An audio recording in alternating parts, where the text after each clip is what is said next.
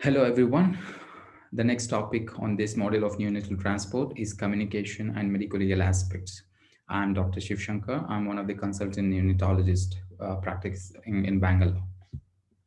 So, what are the objectives and what we are going to learn in these sessions? Is first is significance of communication, how important and how communication plays a role during neonatal transport or even otherwise. Second, what is the approach anyone needs to follow while communicating? Is there an approach, first of all, and what it is? Thirdly, what happens if you do communicate in a structured approach? How it benefits to the patient and how it benefits the healthcare staff? Lastly, the medical legal aspects, that's documentation and consent during neonatal transport. Patient safety. As healthcare staffs, which the first thing and the foremost thing which we want to achieve is patient safety and not to compromise patient safety at any cost.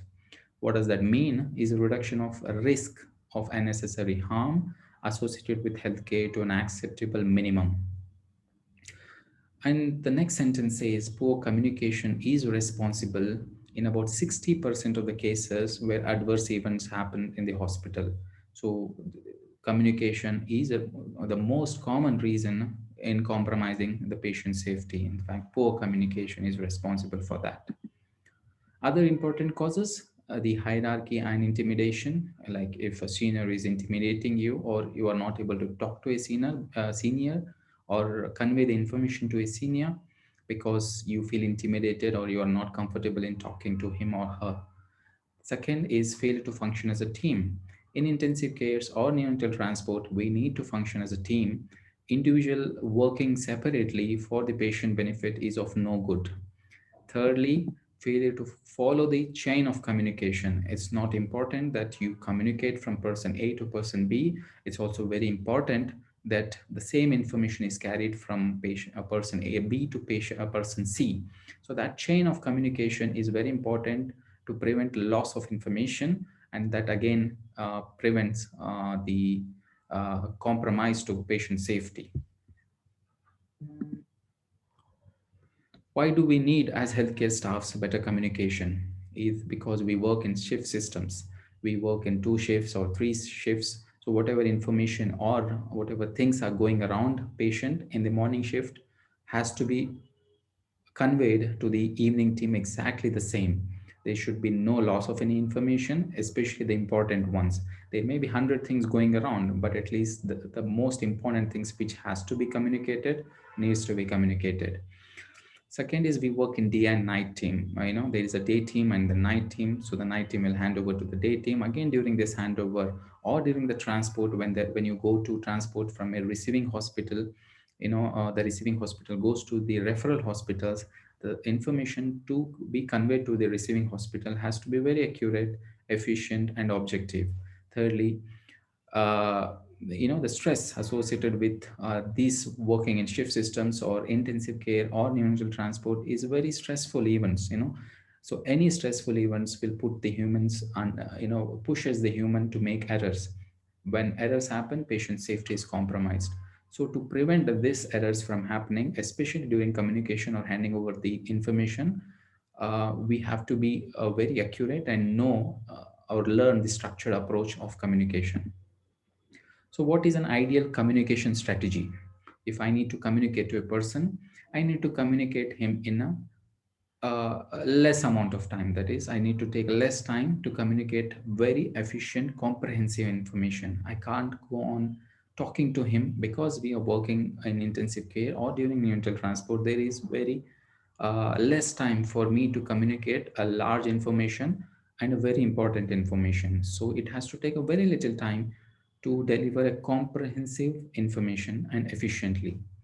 Thirdly, it should encourage interpersonal collaboration, interprofessional collaboration, so that the person taking the information should not feel offended or intimidated, and you should also feel comfortable in taking or giving information.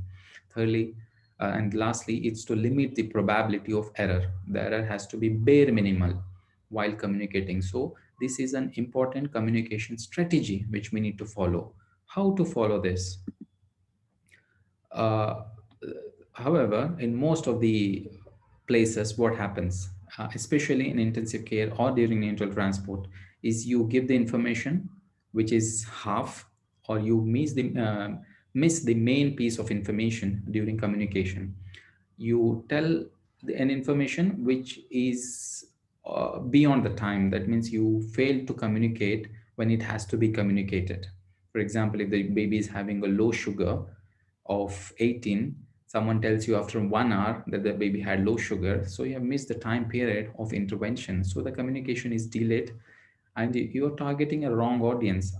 Sometimes, all of us must have realized in day-to-day practice that once you communicate to a person, you realize that the information which was conveyed was not to the right person. I should have conveyed to the other person. So that wrong audience is always there when you are communicating. Lastly, inaccurate information. There's so many inaccurate information, or information which is not at all required is being communicated as a top priority than information which is very much required. So what are the settings in which we need to communicate appropriately is all the intensive cares, the neonatal transport, which we are going to concentrate, of OTs, LDRs, and even otherwise day-to-day practice. So what is the standard approach we need to follow? Is at the end of this session, I would want every one of us to learn is S bar, or is also called as IS bar. It's an acronym or an abbreviation for situation, background, assessment, and recommendation. I'm going to tell in the next few slides what does that mean. It is also labeled as isobar, is bar, S bar R. However, one thing which I want you to remember and forget the rest of them is bar. I stands to identify yourself, S is situation, B is background, A is assessment, and R is recommendations. So what does this is bar stands for, and what does they actually mean in detail? First is I stands for introduction or identify yourself. That means who are you and where are you calling from. First, the speaker identifies himself by his name and also from where he is calling. For example, if you're calling from an emergency, or you've gone to receive a baby from some hospital, you will tell I'm Mr. X and I'm calling from hospital so and so. Second is the situation. What is going on with the patient and what is the situation you are calling or communicating about?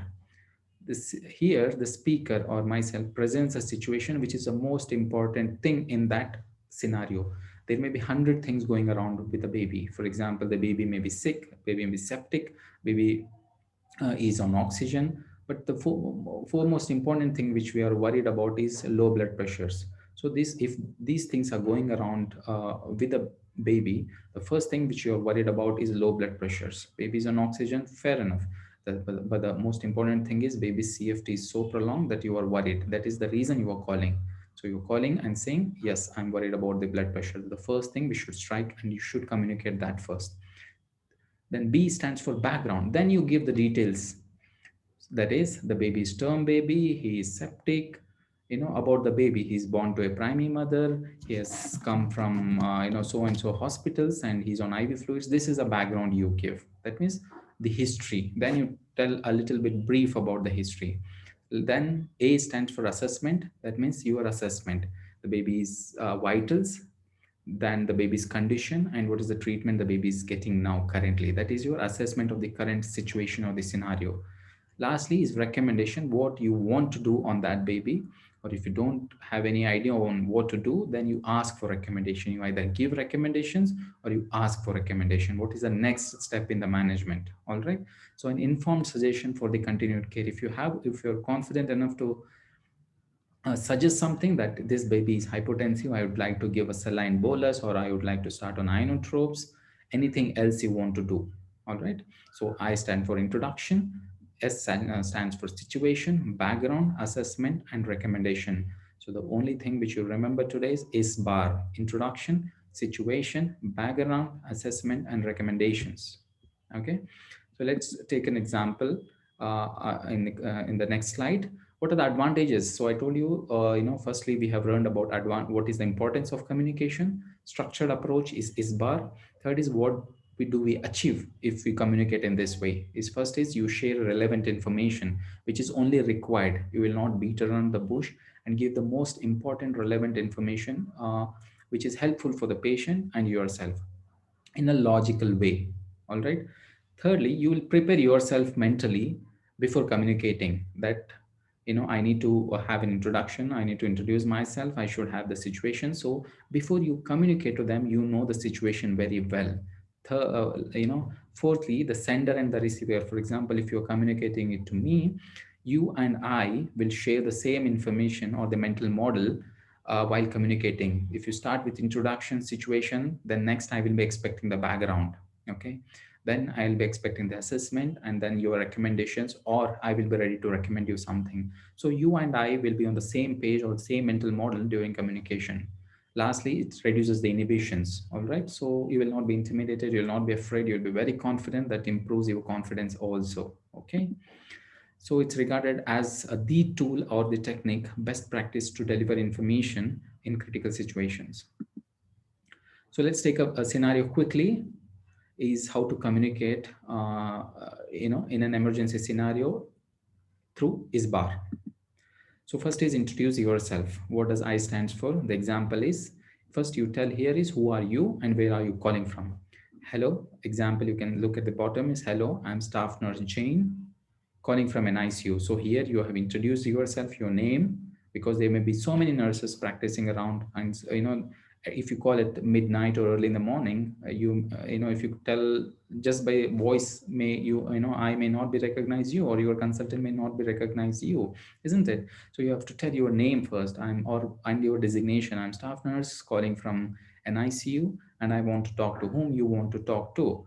That is very important, because if you tell all the information in ISBAR, but you have communicated to a wrong person, so always confirm it that you are talking to a right person. That is about introduction. Second is situation. Speaker presents the situation briefly describing the problem. That means, see, Dr. Ram, I'm calling you about a term baby who is born by cesarean section 15 minutes ago with perinatal depression and is being intubated needing 30% oxygen. Okay, so you have communicated the most important information to the consultant or to your senior. Okay, that the important information here is perinatal depression, it's a term baby and is being intubated. Thirdly is background. Then you talk about the mother, that she's 22 years old, she's scans are normal, she came to the ER with reduced fetal movements, and she was taken for section because of that. Okay, so this is the background. You don't start with the background because that is less important. Of course it is important, you need to give it, but the first important thing which we are about is babies having perinatal depression. First is evaluation of your clinical status. That means the vitals and the clinical status, what you are seeing through your eyes. That means the baby is flat, the baby is having poor respiratory efforts, the vitals and so and so. The neurological examination, baby is floppy, no suck, palmar, or any reflexes. Okay, that is your evaluation of your current situation. Lastly is the recommendation. If you know the recommendations, try suggest it and ask for any further recommendation. If you don't know any, just ask for recommendations. Okay, see, Dr. Ram, this is a baby who is perennially depressed. I want to start cooling for this baby. That's what you recommend. Is that okay with you, or do you want anything else for me to do? Okay, so you ask for recommendations or give recommendations here. Let's listen to an example quickly. Hello, sir, I've got a 5-day-old baby with severe respiratory distress, needing 100% oxygen and maintaining saturations of only 85 to 89%. Hang on. Who are you and where are you calling? Look at here. So there is the first thing is she has not introduced herself. Who is she and where is she calling from? Here for the next session. Hello, sorry sir. This is staff nurse Eliza calling from Neonatal Unit. I've got a situation. And what is that situation? I've got a 5-day-old baby with severe respiratory distress, needing 100% oxygen and maintaining saturations of only 85 to 89%. And then? And the background is term baby born at 38 weeks, normal vaginal delivery, was on bottle feedings, never breastfed. Mm-hmm. Baby was on cow's milk since birth. Mm-hmm. And my assessment is baby cynosed, severe chest retractions present, CFT of 3 to 4 seconds, has cannula in situ. And my recommendations are Baby needs intubation and I want you to be here ASAP. Anything else you want me to do, sir? Okay, thank you, Eliza. So I want you to connect the baby to CPAP, take bloods for sepsis screen, give the first dose of peptides and amikacin as per the drug chart, and get a chest X-ray done with the blood gas. I'll be there within 10 to 15 minutes. Is that okay? Okay, sir. Thank you so much. Thank you. So this was a clear classical example of how to communicate in his bar. So you can see that the first when she started saying that I am a nurse calling from I've got a baby who is very sick. The doctor didn't know who is she and where she was calling from. So always try to introduce herself. And then she told the situation. That means there is a term baby with respiratory distress. That's the first important thing she was worried about. Then she started telling about the background, then her assessment, and then the recommendations. So all this, there was a lot of information which was shared in a short span of time. This took about 1 minute 30 seconds. Okay, very logical manner, and she was confident enough to communicate as well. Okay, so this is what is being expected during emergencies to avoid errors and to prevent compromising the patient safety. All right. Hello.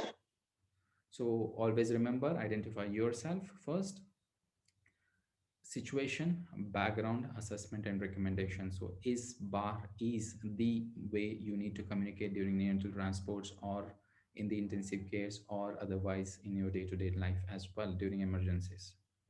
The next couple of slides on medical legal aspects.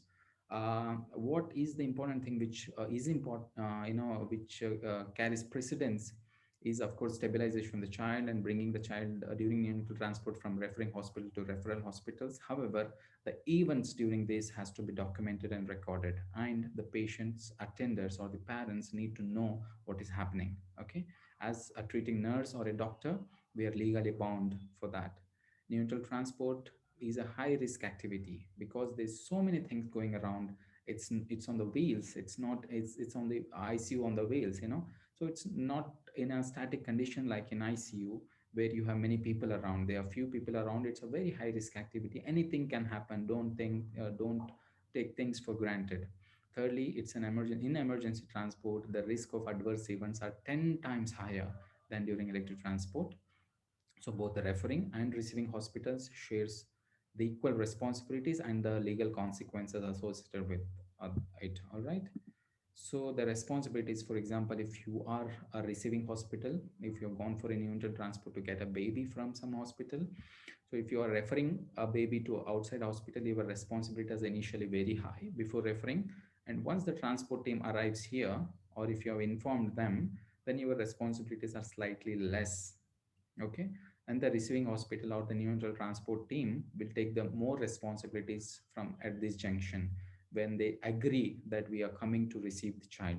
Okay, however, before that, if you are referring a child, your responsibilities are more than who is coming, before you call them. Once you call them and they agree that we are coming to receive a child or a baby, then the responsibilities on them is more than you.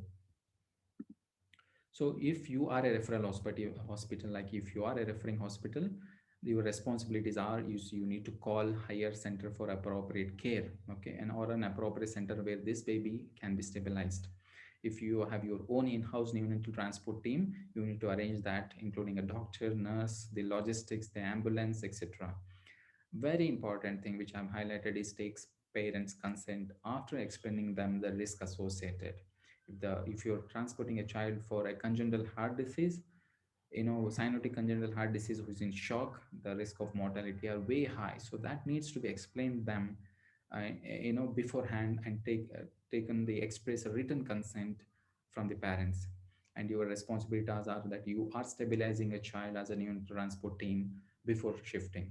Okay, and you need to document all things in most efficient, objective manner and legible manner as well. And if you are a receiving hospital, if you're receiving going to receive a hospital or as a neonatal transport team, you first of all form a competent team including the nurse and doctor, arrange the logistics, the transport kit, take the history and details before leaving the hospital or before going to them. Give recommendations to parent hospital on what to do before you arrive there. Okay, and give approximate time of arrival. Like if you are reaching there by about 30 minutes, you tell we'll reach be there in 30 minutes. Please try to do this, this, and this. Stabilize child on arrival and parents consents and risk involved. This is again very important. I'm stressing you is explain the parents, take the documents, clearly document it and take the express written consent. So your responsibilities will be consulting with referring hospital as a neonatal transport team. If you are part of team as a nurse, talk to family, safety of the neonates, documentation, and giving regular updates to the parents and to the consultant involved. Okay. So express written consent to be taken from the parents unless emergency or there is no time or if they are not around, okay, or unavailability. Unless otherwise, you have to take these consents. A thorough, detailed, and objective documentation, it includes the vitals on arrival, the condition on arrival, what you have done there, okay, and then what was the condition during before leaving that hospital and on arrival to your hospital. So all things have to be documented either during the transport or before transport or on arrival. Okay, it can be retrospective as well. However, it has to be documented. If there is enough time, then please document it, or retrospectively if you don't have enough time. Accompany a local guardian as much as possible during the transport in the front, so that uh, especially in Indian context, you need to accompany us to avoid legal consequences.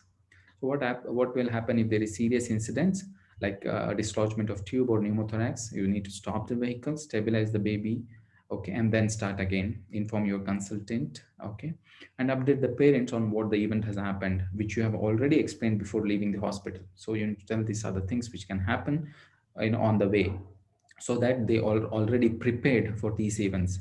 If unsuccessful in doing so, in stabilizing the child, you move to a nearest location, okay, or where the hospital is. Either it can be a referral or the referring hospital or nearby hospital, whichever is available. In case of death, try to revive the baby after stopping the vehicle.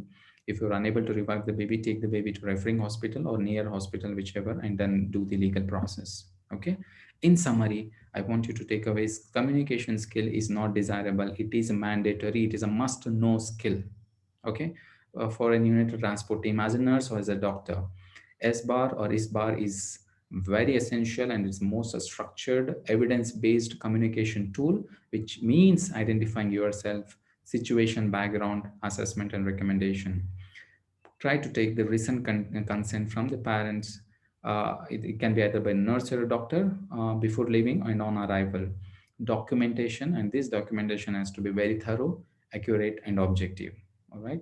So thank you for a patient listening. I hope that was helpful.